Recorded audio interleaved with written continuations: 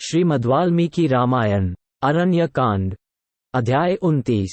श्रीराम का खर को फटकारना तथा खर का भी उन्हें कठोर उत्तर देकर उनके ऊपर गदा का प्रहार करना और श्रीराम द्वारा उस गदा का खंडन।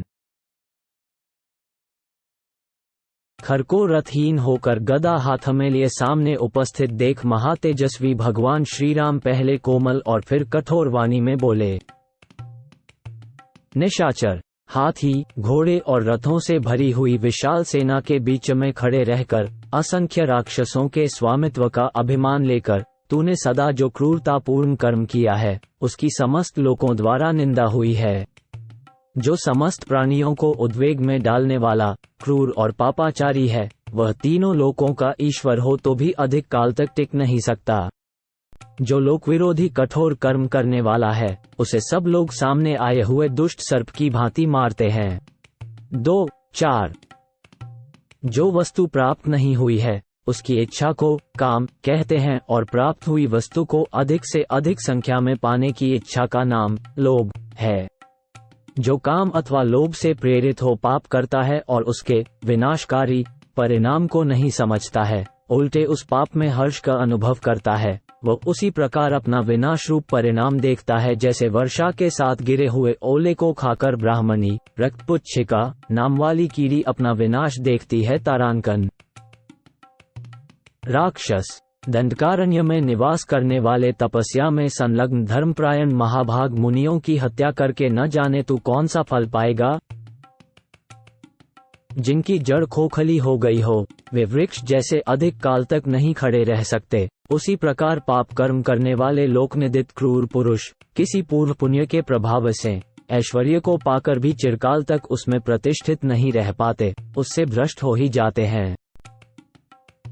जैसे समय आने पर वृक्ष में ऋतु के अनुसार फूल लगते ही हैं, उसी प्रकार पाप कर्म करने वाले पुरुष को समयानुसार अपने उस पाप कर्म का भयंकर फल अवश्य ही प्राप्त होता है।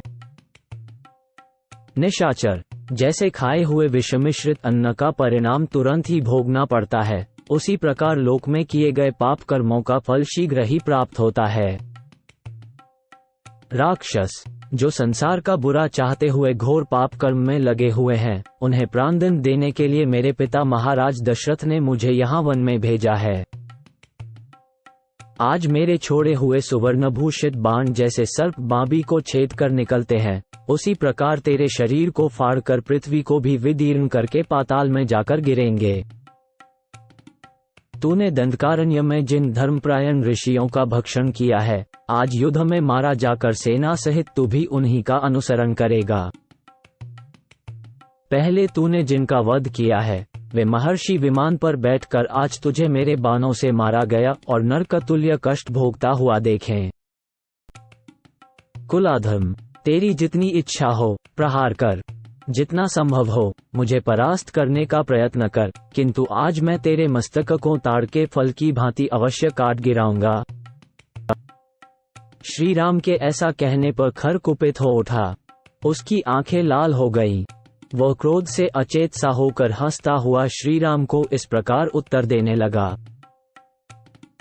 दशरथ कुमार, तुम साधारण राक्षसों को युद्ध में मारकर स्वयं ही अपनी इतनी प्रशंसा कैसे कर रहे हो?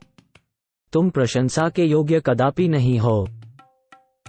जो श्रेष्ठ पुरुष पराक्रमी अथवा बलवान होते हैं वे अपने प्रताप के कारण अधिक घमंड में भरकर कोई बात नहीं कहते हैं, अपने विषय में मौन ही रहते हैं।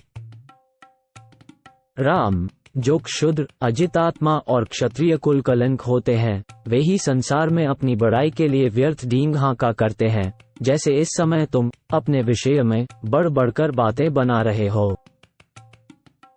जबकि मृत्यु के समान युद्ध का अवसर उपस्थित है, ऐसे समय में बिना किसी प्रस्ताव के ही सम्रांगण में कौन वीर अपनी कुलीनता प्रकट करता हुआ आप ही अपनी स्तुति करेगा?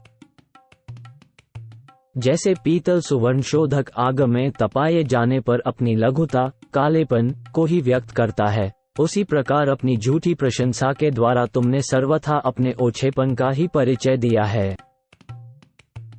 क्या तुम नहीं देखते कि मैं नाना प्रकार के धातुओं की खानों से युक्त तथा पृथ्वी को धारण करने वाले अविचल कुलपर्वत के समान यहाँ स्थिर भाव से तुम्हारे सामने गदा लेकर खड़ा हूँ?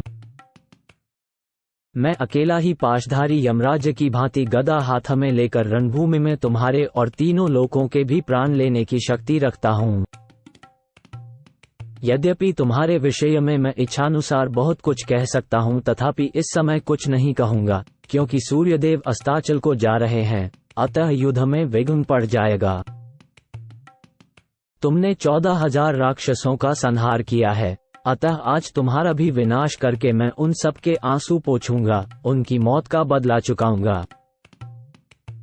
ऐसा कहकर अत्यंत क्रोध से भरे हुए खर ने उत्तम वलय कड़े से विभूषित तथा प्रज्वलित वज्र के समान भयंकर गदा को श्री रामचंद्र जी के ऊपर चलाया। खर के हाथों से छूटी हुई वह दीप्तिमान विशाल गदा वृक्षों और लताओं को भस्म करके उनके समीप जा पहुंची। मृत्यु के पाश की भांति उस विशाल गदा को अपने ऊपर आती देख श्री रामचंद्र जी ने अनेक बाण मारकर आकाश में ही उसके टुकड़े टुकड़े कर डाले।